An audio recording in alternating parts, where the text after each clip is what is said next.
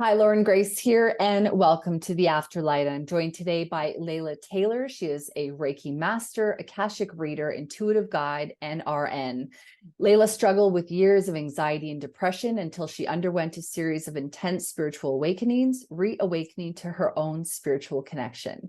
Her modalities include the Akashic records, intuitive and Reiki sessions, as well as connecting with archangels, extraterrestrials, ascended masters, and spiritual guides. Laila utilizes these connections to spread guidance about healing, intuition, consciousness, embodiment, and ascension to others. Laila's ability to work as a spiritual channel allows her to connect deeply with those struggling to see their own spiritual connection, intuitive abilities, and self-love. Laila currently offers intuitive Reiki sessions, Akashic readings, and is currently channeling a self-guided course to help heal, embody, and connect into your own soul guidance and spirit team. And she's joining me today. We're going to be talking about, well, a variety of things, really. We're going to be talking about the W word, worthiness. We're going to go into talking about intuition. We're going to talk as well, if we have time, about the Akashic records and really about how you can fast track your own healing. Laila, welcome to the show. Thank you for being here. Oh, thank you for having me. I'm so excited to be here with you. I'm so excited too. And I know that I kind of stumbled over extraterrestrial. That is such a word. Let's see if we can talk about that today too, because I think channeling, different spirit guides and, entities to really assist us on the journey is just such a fascinating conversation. Before we get into that though, let's go back and then we'll go forward. So where did your spiritual journey kick off? Have you always been a spiritual person, or did it sort of start off with some of your challenges with dealing with anxiety and also depression? Yeah, so I think I always felt energy. I always felt spirit. And I grew up in a really strong kind of religious household. And so for me, it was I started to associate everything that I was feeling and sensing with being something negative or dark trying to trick me. And so it really started to up my fear and my distrust in myself and confusion of why this was always happening to me. Why was I always feeling this? Why was I always being tricked? And I was just naturally more of a shy kind of child growing up. And so, going along my life, I, had really created for myself this persona of the hard worker, of, being the good one, getting everything right. And it kind of started when I was in my late teens. I had my first child, and it kind of broke the mold of what I thought was going to be acceptable for the world. And it kind of broke me down emotionally. And then it all started like this. I was having a lot of mental roller coasters and feeling really up and down. And, I went to professionals, got diagnoses and medications, but every medication had a really bad like reaction where it was like life threatening each time I would have to stop. And so I was like, okay, well, I'm not supposed to be on these medicines. There's no help for me. I was just always so overwhelmed by the environment. And I was always afraid that I was hearing something, sensing something. And so I just stopped, trying it all. And there was a moment, it was in 2012, where I'm in nursing school. And, outside, everything looks really good for everyone, actually. I'm the funny one, I'm the one to take care of everyone.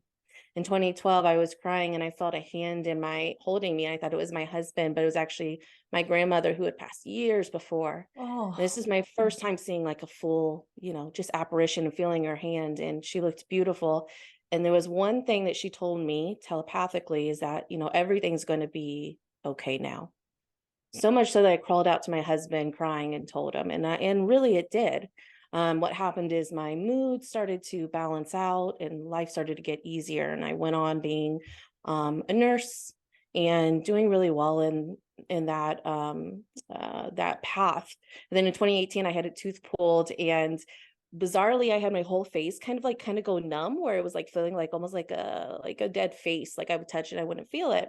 Went to neurologist, they didn't know what happened, but when my sensation started to come back, I started to see everything, meaning spirit. I was seeing everyone's chakras on their body, their auras. I was oh, seeing like lights and colors around me. Like I could look at it and it would come to me. And then like in the hospital where I was working, I was seeing like spirit around people and I was hearing spirit. And so it started this journey of, okay, something's happening and I got to figure it out. And it's right in front of my face now. Like I can't deny it anymore. And so it really just led me down the path to absorb all kind of information and knowledge. So podcasts, books. And the only thing I knew about spirituality was like the Long Island Medium on TLC. And I was like, oh, Right. mediumship spirituality, right? And so I just started going down that path and I started doing mediumship and a whole bunch of stuff. I saw that it came really easy to me. But the fear and the self-doubt and the worry that I was doing something wrong was always an undercurrent throughout this whole experience of, Wow. uh-oh, am I doing something wrong here? Okay, so many things to talk about. This is so exciting. Number one, I want to know, you kind of talked about how when your grandmother held your hand, that really propelled, you kind of forward into the healing process. Do you think that had anything to do with it? Was it that comfort? Was it that reassurance? Were you kind of aware, wait a minute, there's something greater than my situation happening here? Was it a culmination of all those things? I think I didn't in the forefront even think in that way. It's not as though I saw it and was like, oh, this means that there's more out there and I should keep living. Like I was getting to the point where I was like, I wanted to, I couldn't Check figure out out. how to keep living. Yeah. And it wasn't in the forefront of my mind during that experience at that time. But as I went on, and especially in 2018, I started to realize that I was given this second chance and it clicked something for me. One thing that I kept hearing in readings that have gone past is that she said, I had forgotten who I was and she was too spread out and she had to call her energy back in. And so, it was really, I think that spurred me. I felt like that was a possible different timeline trajectory, even exit point that I might have been going down. And I decided to, with that interaction, was given a second chance to do something different. And it required me to be at that very low level of pain to make that shift. So I feel like it was just this beautiful, divine introduction into something else, but I didn't even know the significance of it at that time. That's so good. You really mentioned something that's a really pretty big subject. Can you talk a little bit about what you meant by exit point? And do you believe that we get a couple of them throughout our I do. life? I do believe that we have a couple of them, and I think it has to do with what direction we take in regards to our soul path or our soul plan. The exit point being a point in which I could choose to leave the, physical body. And, I've had my experiences and my lessons, and then I would choose what I would do in my next physical incarnation if I decided to come back into the body. So, it's this point of time where, certain people might get into an accident and that could be a possible, in, 2035, a possible exit point, depending on what their soul and higher self want to do. And we're not as usually consciously aware of that kind of like possibility, but our higher self and soul is kind of already creating this, you know, master plan of what we're going to experience.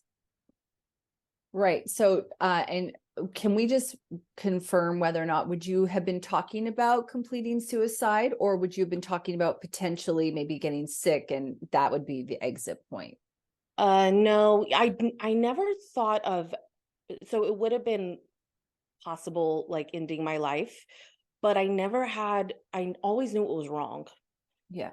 I always knew like it didn't feel right in my body, but I knew I couldn't keep living like this. So what I was doing is thinking like, how can I get the people around me who love me to leave? Because it was too painful for me to be so painful around them. So there's times I thought of certain things, but I was like, no, but it was literally like I was destructing inside. It just felt like thousands of buildings being, blown up and just demolished every time inside my body. But yeah, Wow. that was the point of where I was at. Like that, I can't do this anymore. Yeah. Yeah. And then we know that, would have manifested into something, disease or something, but you chose Yeah, differently. And that's the exactly. thing.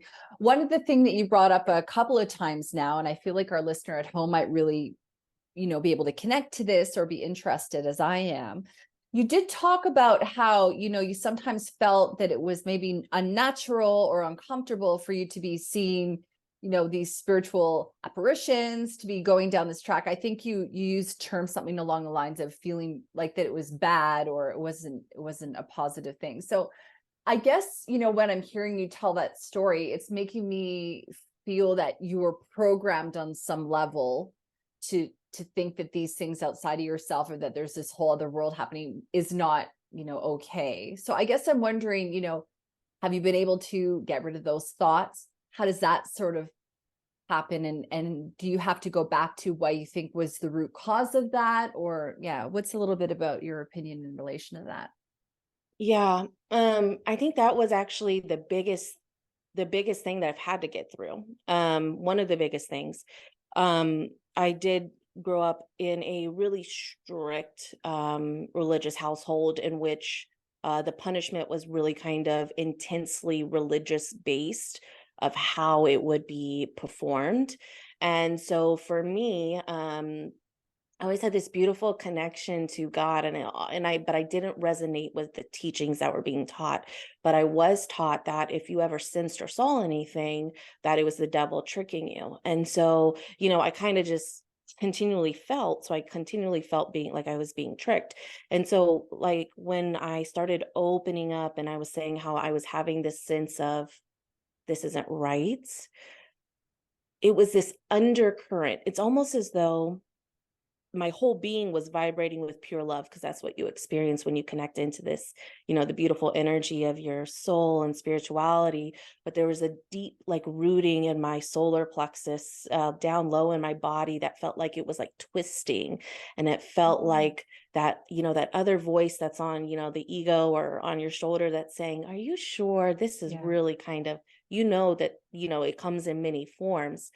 But thankfully, through time, and also through actually speaking to my family members about how this conversation and what I experienced made me feel, it's helped to get through some of that mm, deep rooted fears. Not only that, but I had a lot of past lives that were connected to this kind of programming and religious programming. And it was really something that I feel like I was supposed to come into this life and help other people clear by clearing myself. And so now, like, as I am right now at this day, I feel like I actually just released something just last week on this. I was like, oh, I thought I had already released that. And it's like you release little layers, and you're able to move further and further in. And then another wave of it comes up, another, layer of the healing comes up. And I'm not as triggered, but I'm still triggered a little bit. I'm like, okay, let me feel into this. Like, what else is there here for me to learn about this? And then with the people that I work with, I see in regards to my sessions in my course, I see that that's like, I'm like, oh, this is the root that we're getting at. This is this fear that we're doing something wrong. Um, so yeah. So how would you remove the fear? Is it about being awareness and then knowing that it can dissolve within your awareness? I also know about theta healing. So I know some people will go in and they watch the creator remove the program and replace it with a different one. Is this something where, even you access the Akashic records in order to help you to kind of heal that? How does it work for Yeah. you? Yeah, for me, it kind of worked on like a multiple different like levels coming in, like a whole bunch of different modalities. But the main thing that really shifted it was just awareness of it. And then also asking, where did it start from? So having an origination point. And so at first it was just childhood. And then as I continued to move further and go into the Akashic records, I began to see, okay, it's even further than just this childhood. It's an awareness of a past life that I'm holding. And then seeing how the family members that I have in this life played their role in other past lives as well. And so it made sense that I would choose these parents to come in with this kind of energy. But the main thing being awareness, and then being the observer, which is something that's talked about a lot, but it's something that's really helpful, is, Yeah. being aware of the emotion, asking where it came from, and then also asking, is it true? Like, okay, you're feeling afraid because you think you're doing something wrong. Where was this taught? Okay, I remember when my, parent told me that. And do I actually think it's true that I'm doing something dangerous? No. Okay. Stop for a moment, and then I would like hold myself. Okay, you're okay. I love you. You are all right. And I would kind of just soothe myself and then breathe through it and allow whatever emotion needs to come up and then be able to process further. And then there's so many other things like, energy healing and meditation and, journaling and just allowing the energy to flow to kind of release the little dams that we have in our stream of consciousness that is kind of blocking us. That's so good. That's so beautiful. And we will talk a little bit today too about worthiness. And we can't talk about worthiness without self-love and developing that connection to ourselves, which I know I struggle with on a regular basis. Cancel that. I'm working on growing in self-love on a regular basis. Let's just say that. Or I Yes. am not working on it. Cancel that. I am doing it. Yes, I love that. So let me get that real clear before I talk anymore. Okay, so one of the things, I really want to ask you in a few minutes a little bit about how you access the Akashic as well, because I'm sort of interested. I know that everyone, has their own sort of perspective and their own experience with that. Before we get into that, though, I do want to ask you a little bit about the role that discernment and also trust played. So it seems to me that you're very self-aware. And I would imagine that, many people in the spiritual journey, we all are like that because we're aware that, we're wanting to improve and, we're kind of like aware of the synchronicities and all these things that are happening around us in our life to kind of show us the things that need to be healed within ourselves.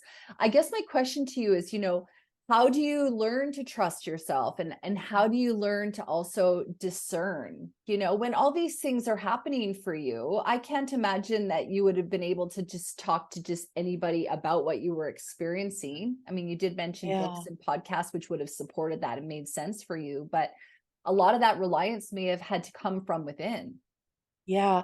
And I think it did. At first, it will feel like that to most people. And I think it felt like that to me. It had to come through just this bizarre feeling that even though your rational mind can be talking, there's this gut feeling like it's okay. And I think what that is like the energy and love of spirit that's coming through. That's like enough nutrition for you to keep feeding yourself on, even though Mm. the rest of the world is like trying to hook something from you, or your own mind basically is trying to, tell you, hey, it's not okay. And the more and more I went on, the more and more magic and miracles I basically saw. Like the more spirit would like just show me signs and what I would feel like were little ways but weren't. And this is the interesting thing is when I really opened up, I was a night nurse. And so I was really close with all my nurses that I worked with. And so I would immediately tell people because they knew me. I was like, oh, yeah, I'm seeing this energy. And so they were interested as well. And so we would talk about it like a lot of nights, actually. So I was really lucky in that extent. And then I was able to see, like, okay, let me like try to connect in with your grandfather that passed. Let me see what that's like. I had this boldness that I didn't necessarily ever have in life, but there was like this energy that came through me of this knowingness that just started permeating my being and it allowed me to. And I would walk away and be like, oh my gosh, I can't believe I did that. But it was great. Um, so oh gosh, where was I going? Well, I was You're just talking going about to say just self-trust. so much bravery and so much courage. Yeah, which I guess is all around the solar plexus, which is all around that self-trust. But it seems to me that you almost had this higher self. It's interesting because I've been listening to Stuart Wilde and he's like, higher self, I don't separate. Higher self is who you are already, but we use higher self because it's just easier for Yeah, us to understand. But it exactly. seems to me that you almost had, in a way, this badass version of yourself that came in and it was like, no, we're going to be who we are. And you started acting like that. Yeah. 100%. And I think that's what kind of shocked people a little bit. Um, because I was so open and just so like, I don't know, maybe it's because I felt like I knew it was important and it was like I got infused with my soul light. It came back into my body and I was able to be that person without needing to try to be it. I was still going through the healing and the emotional process, but there was an energy to me that was grounded in something higher than me that I wasn't able to understand, but I was just allowing it to come out.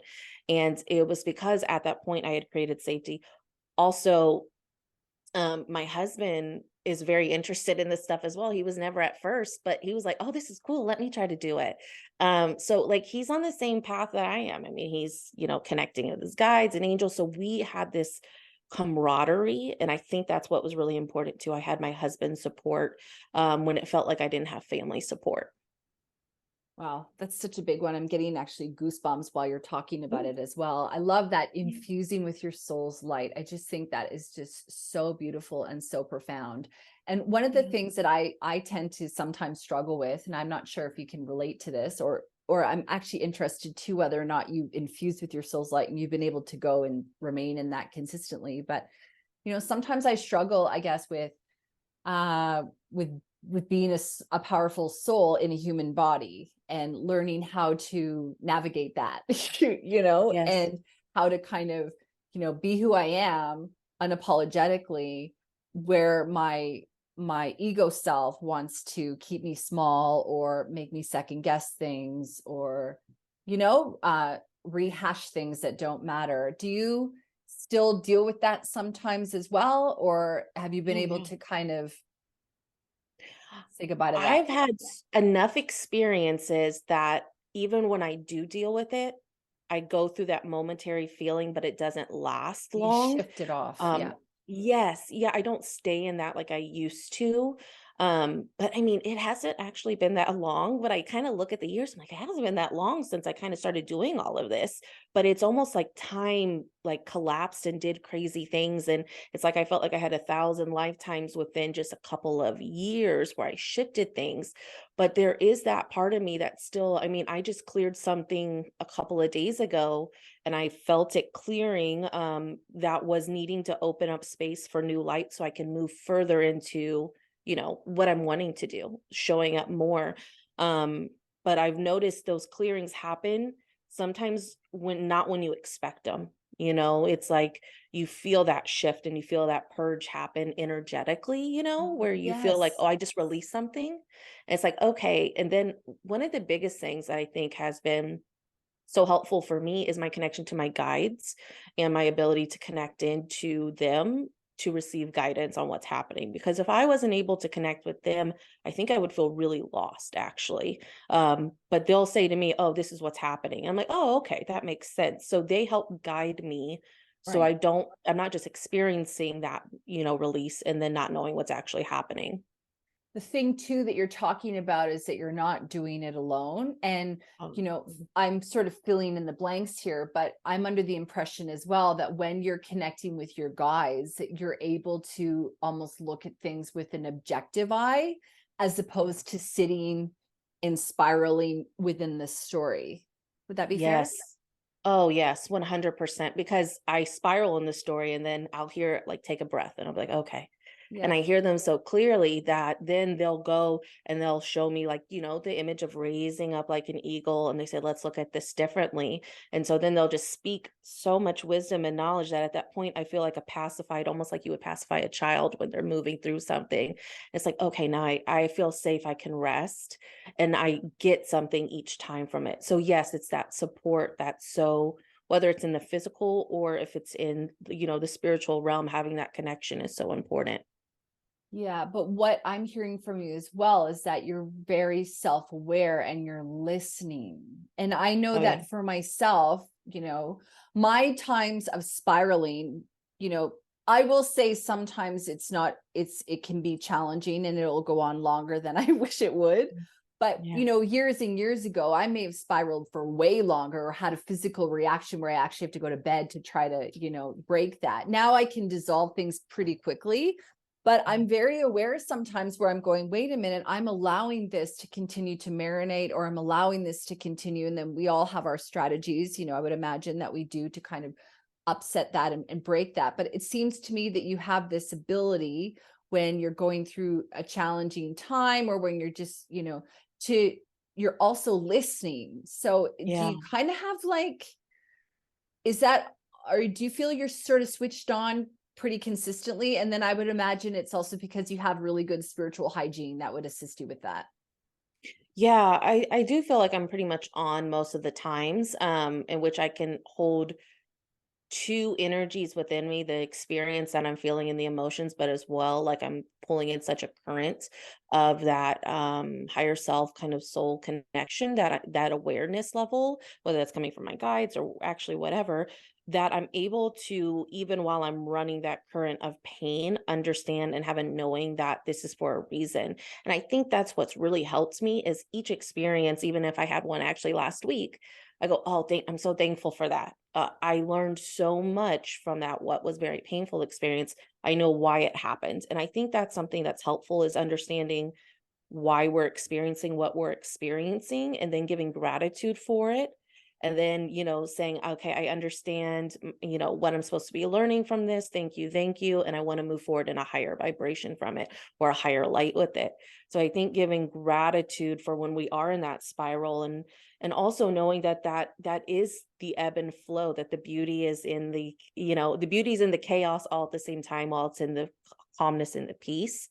Yeah. Um, because for me at first, and I don't know if you experienced this as well, but when I first started off, I remember going, okay, like I know that I have this connection to spirit, so everything should be good now, right? Like I shouldn't struggle with the mental stuff or, Yeah. with, my self-esteem or anything like that. And it was like, oh, chaos was still happening. And so I wasn't spiritual enough in my mind. So I was like, oh my gosh, I'm not good enough. I'm not creating this utopian experience around me. What more do I need to do? How much more do I need to meditate? How many more people do I need to cut out of my life, who are the problem? But really, it's this balance of boundaries and then boundaries with yourself and then also knowing that the peace that we're seeking is and the spiritualness is just there regardless if it looks stormy around you or if it just looks beautiful, and that neutrality is like the next step. Then I felt like I got to, like, after imagining perfection, then I got to neutrality, and that's where I feel like we can have that awareness of riding the wave.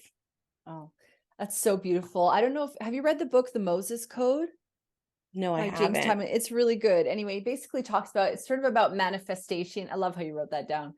It's about Yeah. manifesting, but at a certain point in the book, he basically says, okay, you don't have to read anymore, but if you continue to read, everything will be different for you now. And the idea is that you focus on on what you actually want. And so Yeah. when you're talking about neutrality, I was just thinking about peace. Peace for me is my ultimate goal because Mm. when you have peace, you're kind of just happy with all that there is. Not happy, you're at peace, Yeah.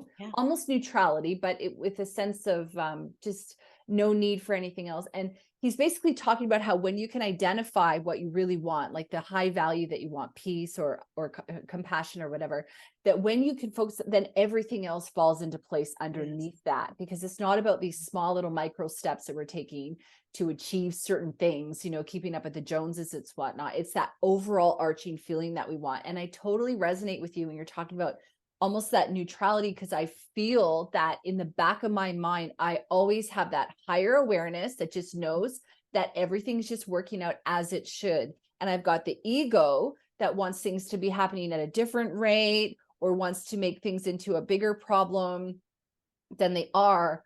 But the higher self is that undercurrent that I have behind everything that's just aware of trusting the process and everything happening in divine timing when it should. When do you think you started taking responsibility for your life? Have you always been about that? And you also used the example earlier, you said you chose your parents. Some people would have a Mm. very difficult time with that. I Yeah. I am on the same page with you on all of it, just for the record. Yeah. So, I got lost in the parents taking responsibility for my okay. Oh, sorry, yeah. No, I didn't take responsibility for my life. If anything, I gave all my power away in a thought process of this is loving, but actually it was a way of not taking any responsibility. So there's that fine balance there that finally when I learned, hey, I've been abdicating my entire life and my happiness to some other person who usually holds a higher energy, who holds a more controlling energy because it's easy for them to take that. And then I played more of that kind of victim mentality for most of my life. And I had a lot of situations happen that could be perceived as, victim or traumatic situations in my younger life. And it was very easy to stay in that painful narrative because it also gave me a purpose and a reason for why I wasn't doing anything more. Look at what's happened to me. Look at this painful experience, and I could really sit in that energy and feel safe because I didn't have to do much more with it, like that's why I don't go out. That's why I don't push myself, because look at, I'm afraid of these things. Once I started going through my mental ups and downs in 2012, then with that experience, I think what happened in 2018 when I started seeing so clearly and hearing spirit, they were just calling me out. My guides very lovingly would call me out, like, "Hey, do you see what you're doing here? Do you see how you're processing this?" And it took a long time, and I still have to become aware of it, but to start taking responsibility that everything I'm doing is either it's co-creating my reality at some point. I'm shading and putting a filter on all my experiences. And I started to see when I shifted, my life changed. I was having experiences and opportunities happen. And I was like, okay, like I shouldn't be wearing this story as a badge of honor. What I should be wearing this story is how can I help other people who are experiencing the same things and the same because I can say I experienced this experience that was traumatic, but underneath it, it's all about worthiness and self-love, or feeling as though I don't have control over my life.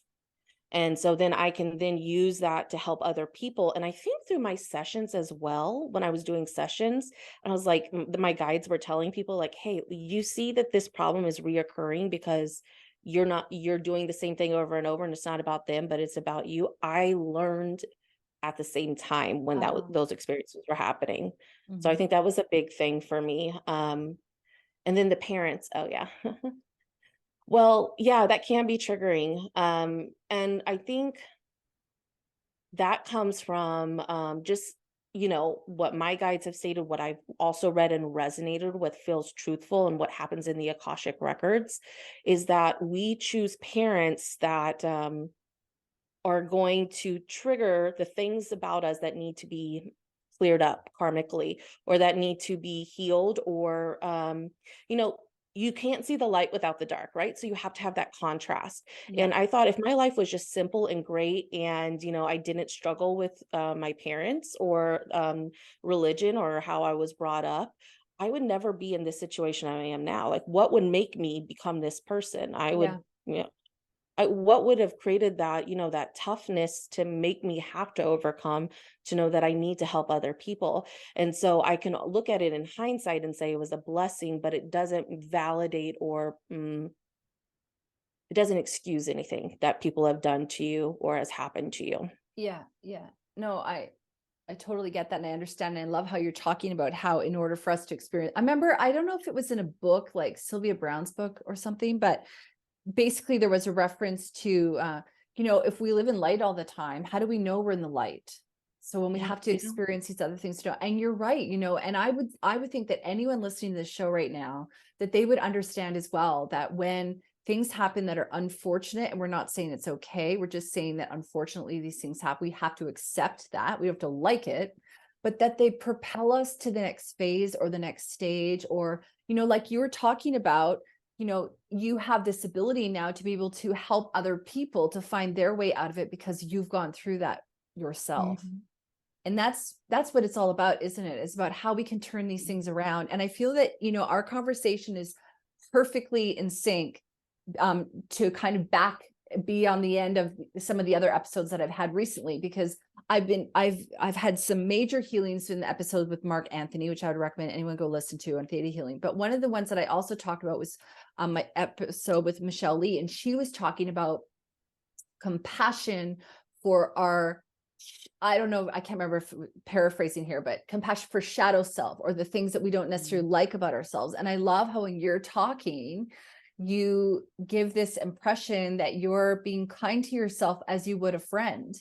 and that Yeah. you understand that your shortcomings, let's say, are just gifts for you to grow. And, you know, one of the things that I've struggled with is I feel that from a very young age, I always took responsibility. I always knew everything was my fault and think, but that was my challenge there. See, my language was about, I thought everything was my fault instead of my opportunity. And so it's been a long journey for me to kind of get to where I am today, which is still growing, but I've had so many revelations almost in the last couple of months as well, because I'm kind of realizing, wait a minute, these are opportunities and gifts for me to be able to elevate and move forward. And if I didn't see the things that were triggering, or if I didn't see the things within myself that I want to work on, well, where would I be? They're all gifts. So how do you start to reframe that compassion for yourself? I mean, instead of berating yourself, and are you able to do that pretty consistently now, or do you still sometimes have issues where you know better and you tell yourself as such? Um, I don't think I berate myself anymore. And if I do, I catch it pretty quickly. I just become aware of the feeling that I have coming up and I go, okay, what's being triggered here? Because even if, say, I, come out and I yell at my kids, I'm like, oh man, they didn't deserve that. I can feel a tightening in somewhere in people's body. You're going to feel a shift. You're going to feel a tightening in your stomach, or a lump in your heart or in your chest. And it's like, okay, hold on, what am I really feeling beyond this? And I've done this step so many times, it's almost second nature. And so it's just like anything else. When you learn it, you have to really think through the steps over and over. And now it's so second nature. Okay, what am I actually feeling? Well, I'm feeling like I'm being taken advantage of. They don't care about me. Okay, what's really happening beyond that? I question myself. What's happening beyond that? Oh, well, you haven't given any time to yourself and you feel obligated to do something. And so that's leading you to feel irritated, and that's leading you to lash out. Okay, I see what it is. And then I literally am like a mom to myself. Like, oh, okay, it's all right. And I kind of like soothe myself. I take a moment, and then I can go back out without holding that judgment to myself, because when we judge ourselves in our worst moments, or what we perceive to be our worst moments, we make it seem like it came out of nowhere, when it didn't. It's like every event in my life has led me to react in this way at this exact moment in time. So it's like I expect myself to be some sort of like holy man when my life hasn't led me to that exact emotional experience at that moment. So it's like, okay, why would I perceive myself to act in this perfect, non-embodied spiritual unconditional Christ consciousness light at all points, when my life, it makes sense that I would react like that, because every decision I made most of my life has been, let me help you so I don't feel bad, and then you make me feel good about myself. And so I can understand and give compassion to myself, because I understand why that happened in the first place, why I got mad in the first place. And that comes from daily meditation. That comes from connecting with my guides constantly. That comes from, making the choice that I want to heal, but it also comes from being of service to other people.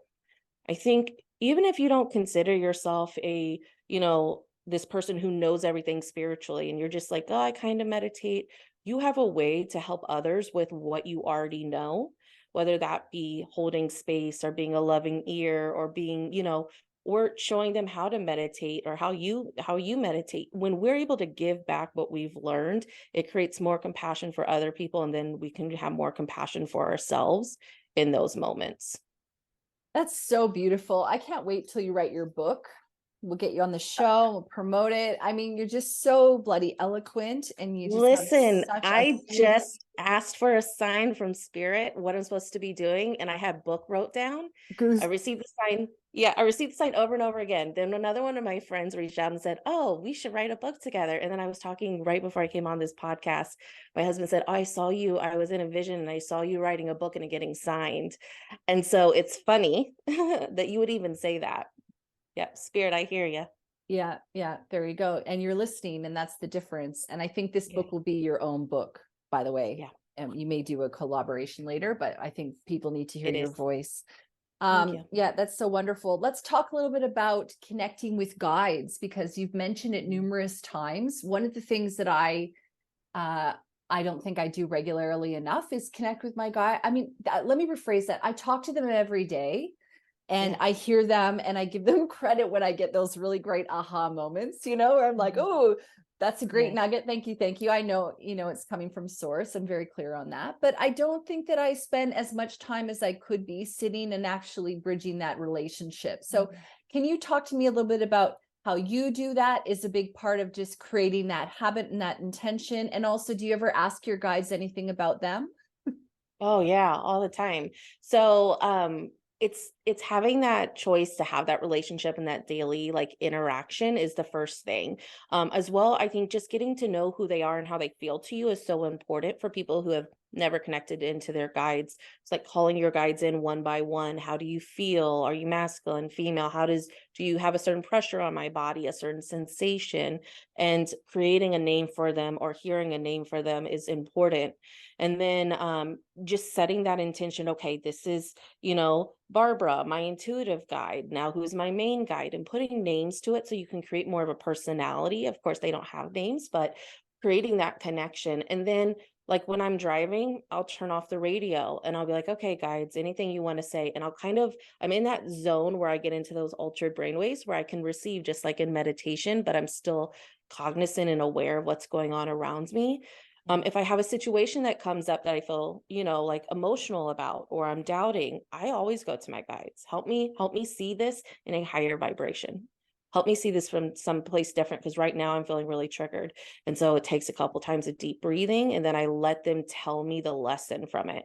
Um, I'm always asking questions, and that's the great thing is get curious and ask a whole lot of questions, and your guides will come in and give you those answers in different ways because all my guides are different how they respond. So I really enjoy that. And then I always use them in my readings. Like tell me what's going on with them. So I think just like having a relationship like you would check in with like a really, really tight, good friend. Like, well, what do you think's going on? And I know how I can talk to certain ones and how certain ones will respond back to me and their personalities. So that's something that I feel is really helpful is just like keep talking to them and creating a relationship. And then what was the other part of the question? Oh, Was I'm trying to remember. I don't even know. I think we are Just talking like, about that. And then oh, I don't know. well, let's just I, keep going. It was just mostly Mhm. around, bridging that gap with your guides and listening to them and I think creating that space around them. And I guess I Yeah. was also sort of wondering, do you think that your guides are interchangeable? Like, do you have the ones that are consistent for you and then the ones that kind of come in that assist you with different things? And Yeah. what I really love about listening to you is you're so proactive, you're so self-aware, you're taking and you're implementing, you're walking the talk, you're like going through the motions and doing again the results. So it's just, when I'm hearing you talk, you're going, no, I'm intentional that I have guides helping me and I'm bringing them in, inviting them in on a regular basis by the sounds of it. Yeah. I felt like it was necessary because I felt so alone and isolated in my mind, that I needed a voice of reason, multiple voices of reasons coming in to kind of help me see it differently because, from society's standpoint, you really can't receive that kind of guidance when you turn on your TV or just read a book, but I need interaction. I need you to tell me something and me to be able to ask a question back, clarify that for me because I don't get it. And so that was what's so important. That's why community is so important as well.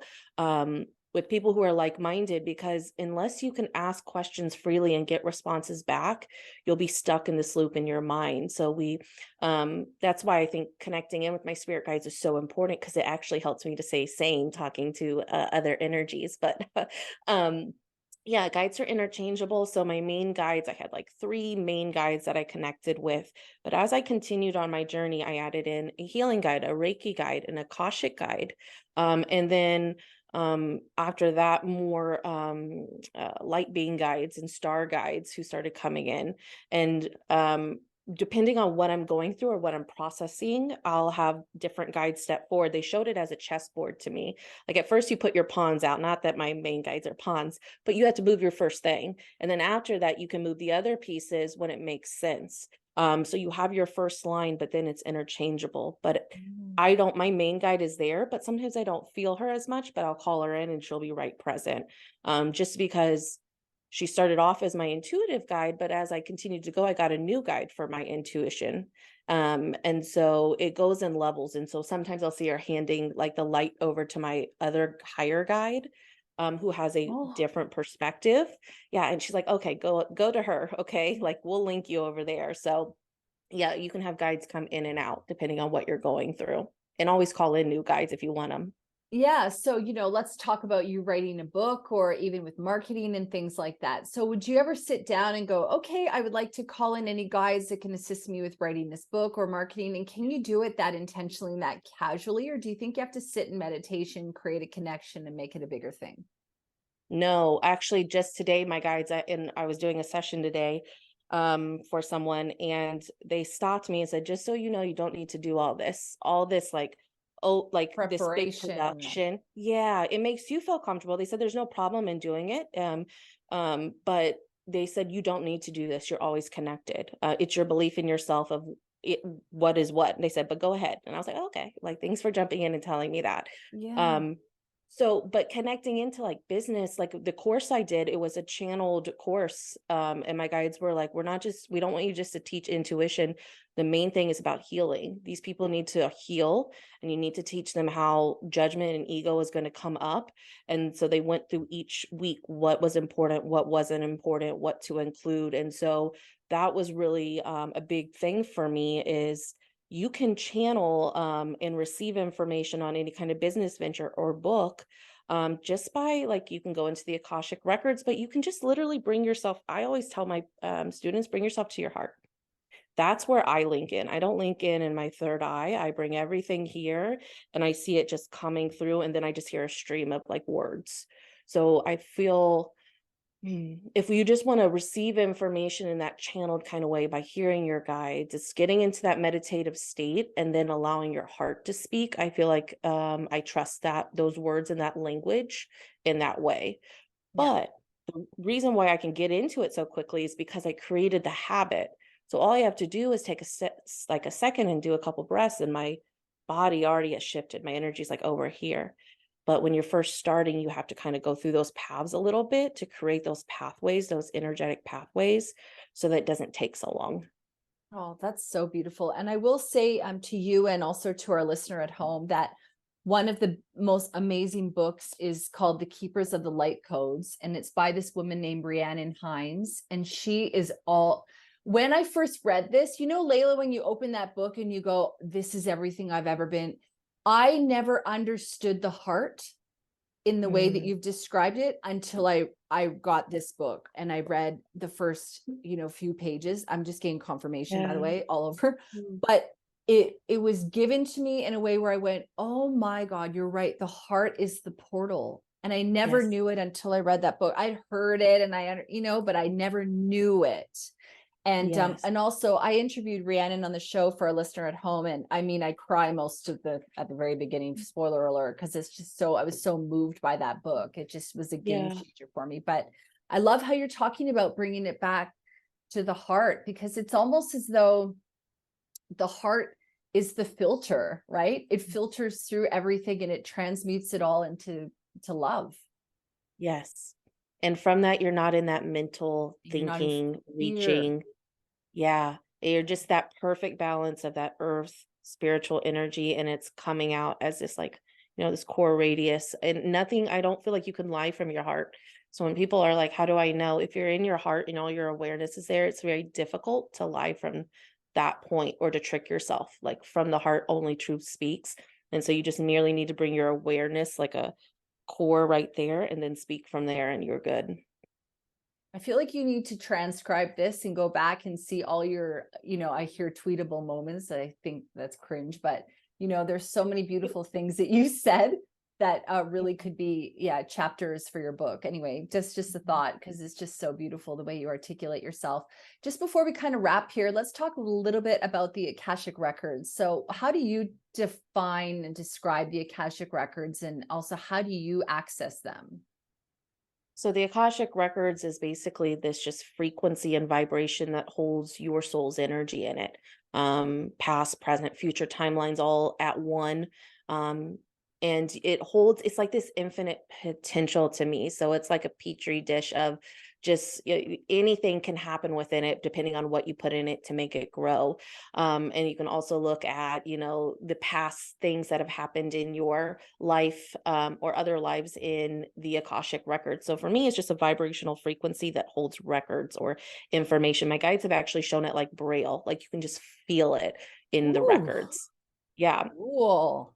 Yeah. And so they have made it seem like there's multiple different dimensions of records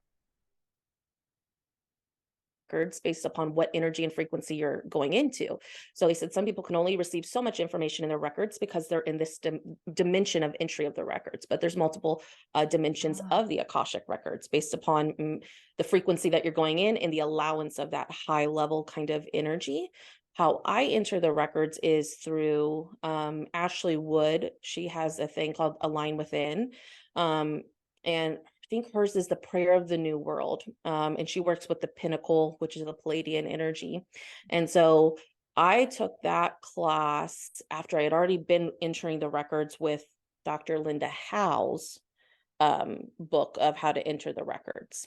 oh, And then I took the class and it helped solidify some things for me. And so I just use Ashley Wood's prayer because it's actually easier to read than Dr. Linda Howe's, but both can get you into the records.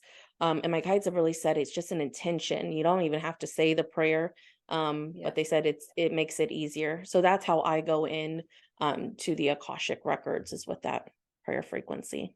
Yeah, so it's like you said, it's basically we have access to this, let's say, pool of light, pool of energy, and all the information is in there, and you're just going, I'm gonna jump in there. But really, we're kind of always accessing it, aren't we?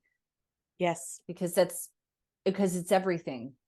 It's everything. And so they It's were just everything speaking everywhere. about, yes, they were just speaking earlier, like you can get to that same energy depending upon through different religions, through your guides, through, how you live your life, if it's heart centered, but it's all different ladders and some of them are more difficult. But you're all getting to the same point of light. Just in different ways. So some people are like, why do I need to go into the Akashic records? You don't.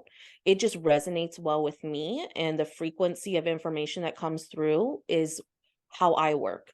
But you could just do, connect with your guides or connect in with your angels and receive readings that way, or just Yeah. your intuition. So good. Well, we are at the end of our time together, Laila. I mean, obviously, we could talk forever. So please come back on the show and let's talk about channeling. Maybe we can talk about the extraterrestrials and some fun Oh, things yeah. like that we didn't get into. So please do come back. And is there anything that I didn't ask you that you wanted to bring up? How can people get a hold of you? I will put links to your socials and such in the show notes as well. But anything that you felt like you wanted to say before we wrap? No, not necessarily anything I wanted to say. I guess, yeah, I want to end with the focus, I guess, on the heart, coming to the heart, trusting yourself, and sending yourself multiple and enormous amounts of love when we're moving through this journey, and find a community that you can feel safe in, is one of the biggest and most loving things that you can do for yourself in your life, whether you want to continue in a spiritual journey and do this work, in the spiritual world, or if you just want to feel more fulfilled and connected to your soul light. And then you can find me on Instagram. It's Laila.l.Taylor. And then my website, which is lailataylor.com. And that's Laila. Perfect. Well, thank you so much for being here. I loved our chat today. Yeah, me too. Thank you so much.